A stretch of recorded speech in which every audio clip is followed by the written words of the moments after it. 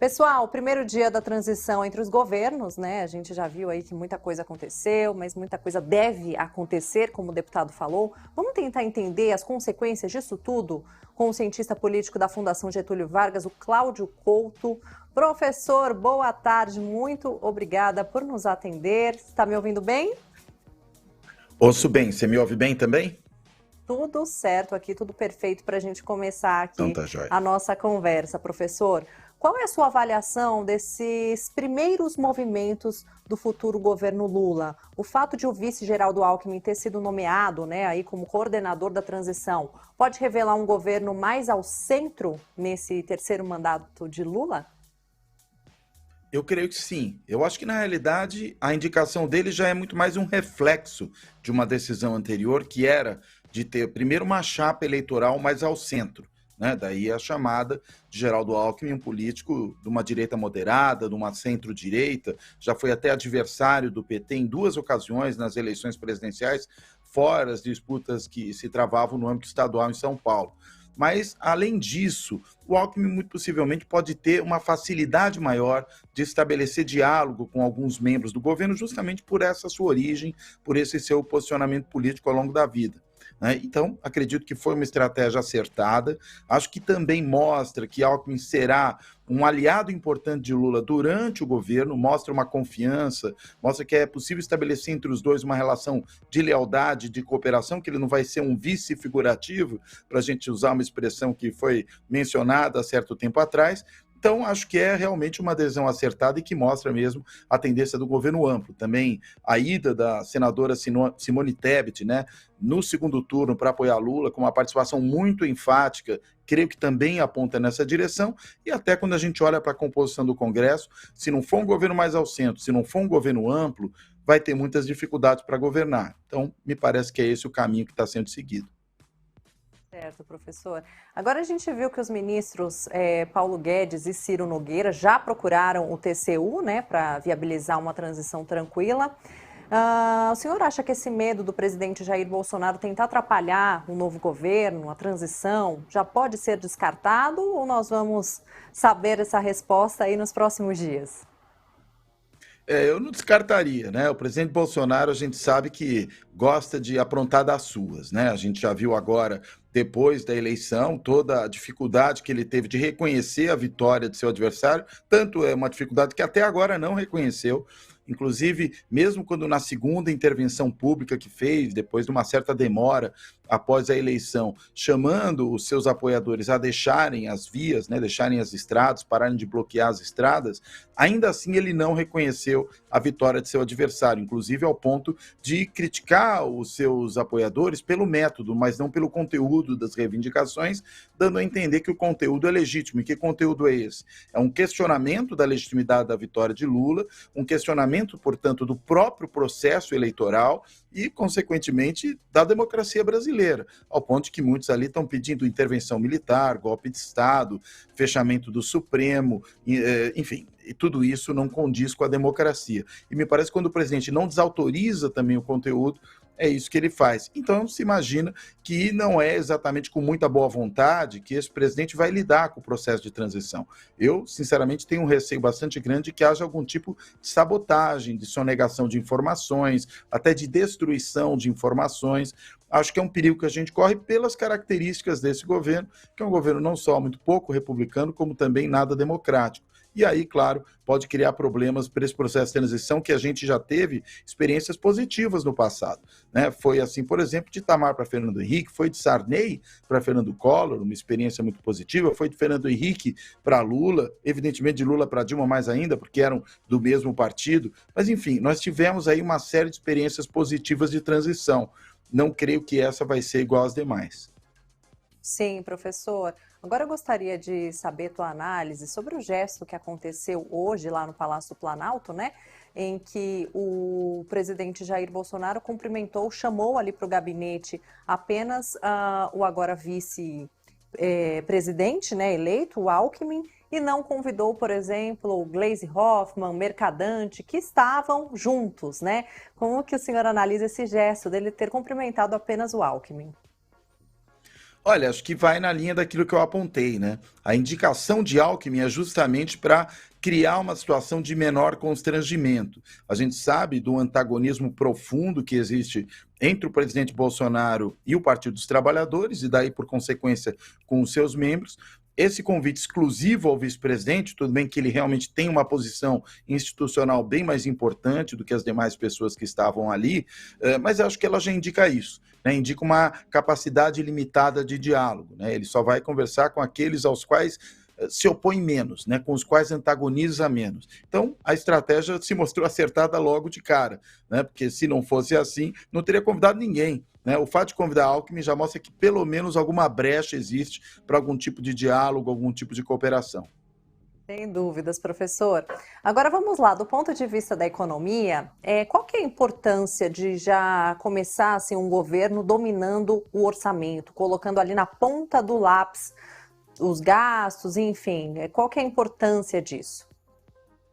Olha, é primordial, né? Porque, primeiro de tudo, o governo é, em boa medida, orçamento. Não é só orçamento, né? Envolve outras coisas. Envolve postura presidencial, envolve política, né? No sentido da relação com outros atores políticos, tanto dentro do país como fora do país. Tudo isso também é governo. Mas orçamento é fundamental porque, afinal de contas, todas as políticas públicas que o governo entrega à população são políticas públicas que demandam recursos, que demandam orçamento. E daí, consequentemente, ter isso planejado, ter isso já sabido, conhecido, sabendo se o que tem, o que não tem, quando pode gastar, em que áreas é possível gastar, isso é fundamental para qualquer governo. E, claro, um governo que começa e que já assume com um orçamento cujo projeto foi enviado pelo Congresso, para o Congresso, melhor dizendo, pelo governo anterior.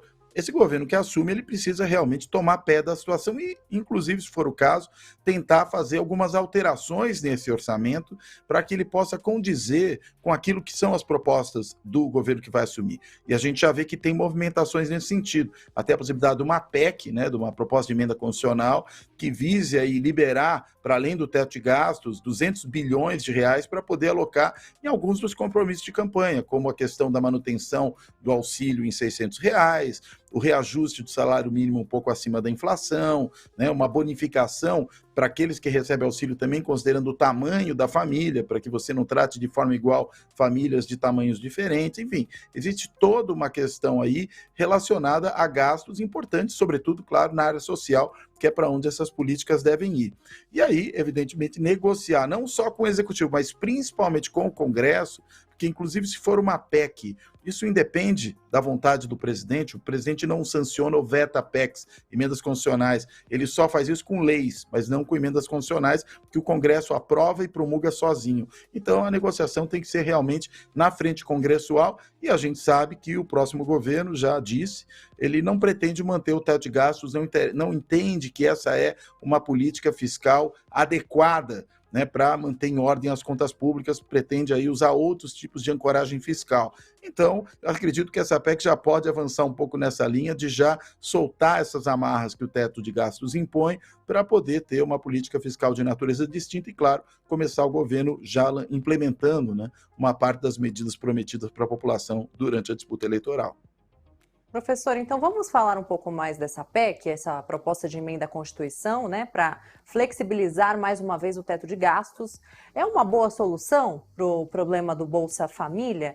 E qual que seria a parte negativa aí de não se levar tão a sério o teto de gastos? Explica para a gente, por gentileza.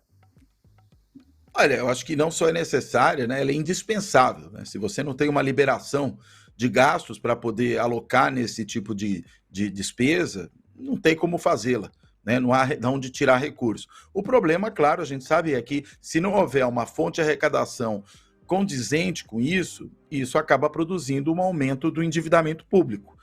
Isso, na realidade, em boa medida, já ocorreu durante esses últimos 2 anos, por conta da pandemia, eu diria até 2 anos e meio, pelo menos, quando a gente já passou a ter uma série de medidas furando o teto de gastos. Agora, às vésperas da eleição, mais ainda, a PEC Kamikaze veio, né, com esse propósito de furar o teto de gastos, dar ao presidente recursos para ele poder despender aí durante o período de campanha. E veja, quanto dinheiro foi esse? Segundo um cálculo, né, do economista Nelson Marconi, foram 450 bilhões de reais. O que está se propondo agora é alguma coisa em torno de 200 bilhões, portanto é menos da metade da PEC Kamikaze. É evidentemente mais um aumento de gasto que vai ter impacto no endividamento, vai ter impacto nas contas públicas, mas se a gente considerar que não é para eleição e é um ano todo de governo, até que ele não é comparativamente a esse passado recente tanto assim. Mas, claro, tem impacto fiscal, tem impacto nas contas públicas, o governo vai ter que compensar isso de alguma outra forma e até mesmo, eventualmente, o Banco Central com uma política monetária mais apertada, pelo menos por mais algum tempo, caso perceba que isso vai impactar a inflação. Preciso ver os efeitos, porque se a economia estiver muito retraída, muitas vezes esse gasto a mais não chega a ter um efeito inflacionário, mas se a economia entrar numa fase de expansão e ainda tiver esse gasto, aí, evidentemente, ele pode produzir inflação. Sim, professor. Agora, falando um pouco do governo Jair Bolsonaro, como que o senhor viu esses episódios de ocupação das rodovias, né, por gente que não está aceitando o resultado das urnas? Você acha que o presidente Bolsonaro demorou a se pronunciar sobre esse assunto? Eu acho que ele demorou demais, né? E ele demorou, sejamos aqui honestos, né? Porque ele, entendo eu, estava vendo positivamente esses eventos. Ao se calar, ao não reconhecer, logo de saída, né? Logo após o resultado das urnas ser proclamado, a vitória do seu adversário, como é normalmente feito em democracias mundo afora, né? O derrotado, ele reconhece a vitória do adversário, proclama isso também publicamente, às vezes até telefona para o adversário para cumprimentá-lo. Acho que pela relação do presidente Bolsonaro com o PT a gente não esperaria isso, mas pelo menos que ele desse uma declaração pública de reconhecimento da vitória do ex-presidente Lula. Isso é o padrão em democracias. Ele não fez, se manteve em silêncio durante 2 dias e meio. Isso, evidentemente, era uma sinalização para os seus apoiadores de que ele não estava aceitando o resultado, de que ele não reconhecia, até por tudo aquilo que ele disse antes da eleição acontecer, os ataques à urna eletrônica, ao sistema de apuração também eletrônico, o ataque à justiça eleitoral, a ministros da Suprema Corte e do Tribunal Superior Eleitoral, todo esse descrédito que ele lançou sobre o processo. Quando ele não reconhece a vitória de Lula logo de cara, ele está sinalizando para os seus, olha, fomos roubados. E aí, claro, essas pessoas vão às ruas e fazem algum tipo de protesto. Nesse caso, decidiram fechar rodovias.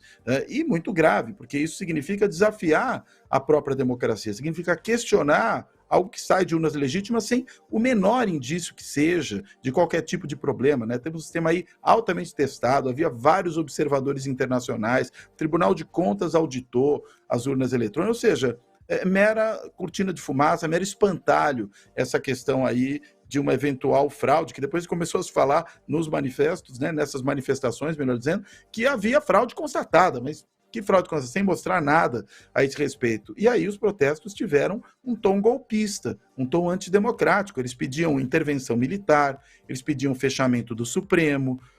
Quando você faz isso, anulação do resultado da eleição, ou seja, violação da democracia na forma mais clara, mais evidente possível, não há outro nome possível para dar para esse tipo de protesto. Então, me parece que foi uma conduta muito grave do presidente, ainda contando ali com o beneplácito da Polícia Rodoviária Federal, né, que em vez de combater esse tipo de ocupação ilegítima, antidemocrática das vias, em vez disso, se colocou ao lado dos manifestantes, na maior parte dos casos que foram registrados, pelo menos, daí a demora também de se produzir qualquer tipo de remoção desses bloqueios, ou seja, foi uma página lamentável, né, da nossa história política e, eu diria, da própria trajetória do presidente Bolsonaro, que podia ter pelo menos terminado seu mandato dando uma sinalização de respeito à democracia. Ele fez exatamente o contrário disso, apoiado aí por esses manifestantes que estiveram nas estradas. Ouvimos Cláudio Couto, cientista político. Muito obrigada, professor. Até uma próxima. Obrigado, até a próxima. Um prazer. Prazer é nosso, professor. Então, vale a gente ressaltar sempre aqui, gente, o processo eleitoral brasileiro é extremamente seguro. Nunca houve fraude nas urnas eletrônicas.